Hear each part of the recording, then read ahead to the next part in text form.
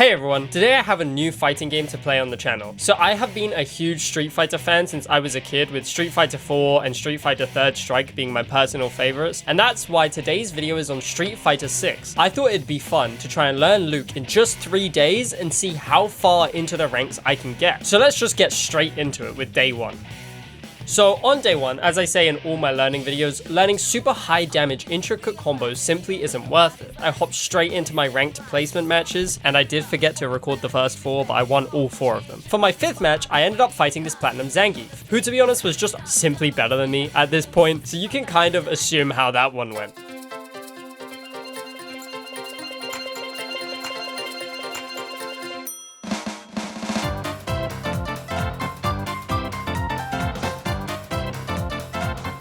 After the Zangief though, I fought an Ed who was gold 3, and this one was a lot closer. The main thing I learned from this match was how to hit confirm my level 3 off of a drive impact punish counter. So to put that into more understandable terms, a level 3 is a super move. Think of it as like a Kamehameha, a special move that you need all 3 bars of your meter to use. And drive impact is the paint move. This lets you go through an opponent's move and stun them for swinging. You beat drive impact by grabbing or using your own drive impact or blocking or jumping, so it's not overpowered, but it's a really good option if you know somebody's pressing a lot of buttons. The matches with the Ed were fun, but I figured him out pretty quickly, so I moved on from there. Then my final best of 3 for my placement matches was against a Platinum Akuma. Now for anyone that isn't too knowledgeable on Street Fighter 6, Akuma is one of the best characters in the game right now, and this guy was better than me. So you can assume again how these went.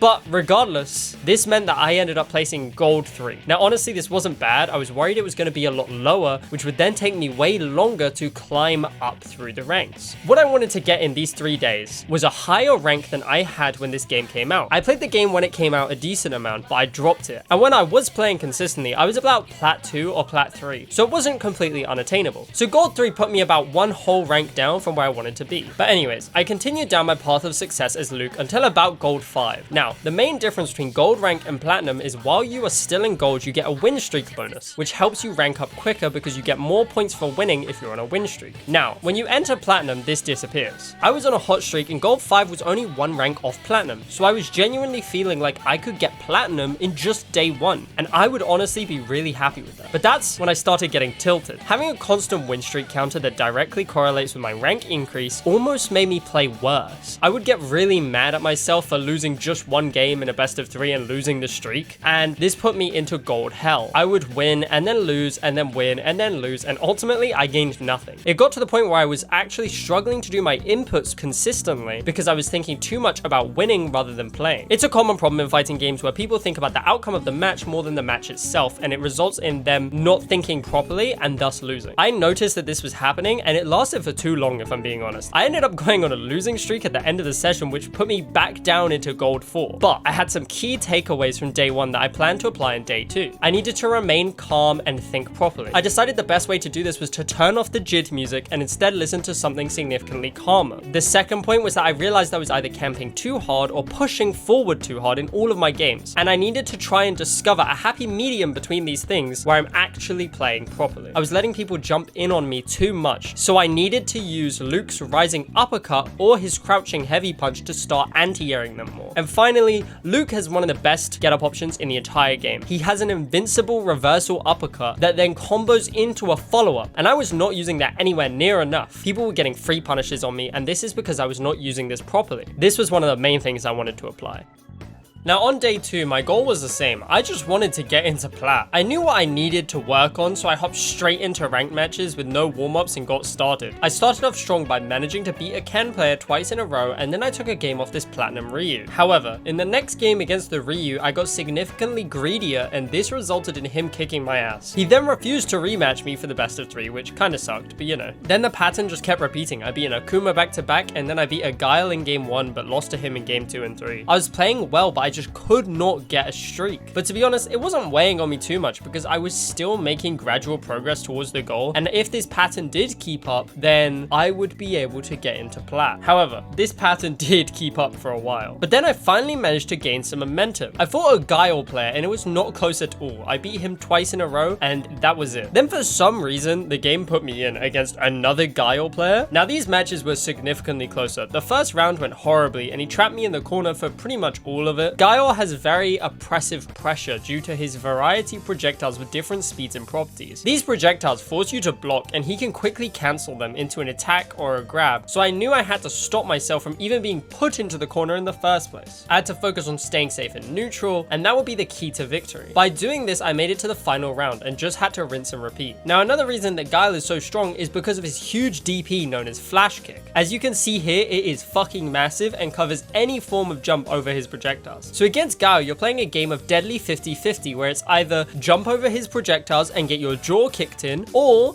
block the projectiles and let Guile get all of his pressure for free. So this is why fighting him requires such focus. Now, as you can see from my projectile camping, I really wanted to win this game. However, I panicked and got punished for a drive impact, but that's when it happened. Basically, when you're below 30% in Street Fighter 6, you get something known as Critical Art, which powers up your level 3 super to make it even stronger. Now, level 3 supers are invincible off of the ground, so if the opponent does not block or jump, the level 3 is always going to hit, and it hit. After that win, I deliberated over whether or not I wanted to rematch the Guile because this match was really close, and I decided I would. Once again, I lost the first round by a large margin, and in the second round, I saw my life flash before my eyes. Guile had a full super gauge and hit me with a perfect drive impact punish, but he misinputted. God was on my side. This gave me another shot at life, and I managed to close out round 2. And then in round 3, it happened again. With 20 seconds on the clock, I threw out my level 3 off the ground again, but this time Guile blocked. Now, because Luke bounces so far back when he misses his level 3, Guile missed his punish, but he still got a grab. This grab put me on 1 HP, and then I remembered my notes from the day before. The holy reversal DP. It's invincible, and I knew Guile was not blocking in this situation after he just blocked my first reversal, so I threw out the reversal DP.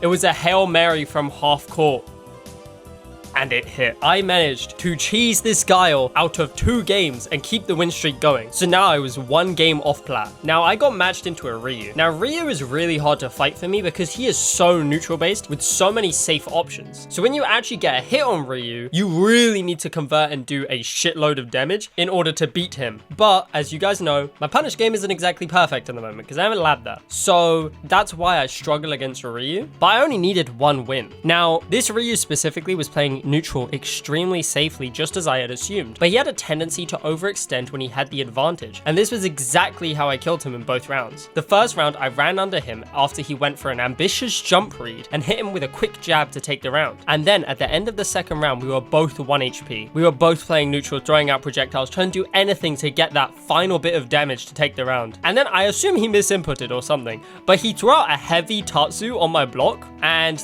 that's not a safe option. That is absurdly laggy, so I just grabbed him and took the game. And from that, I did it. I managed to obtain plat on day 2, but there was still a lot to work on.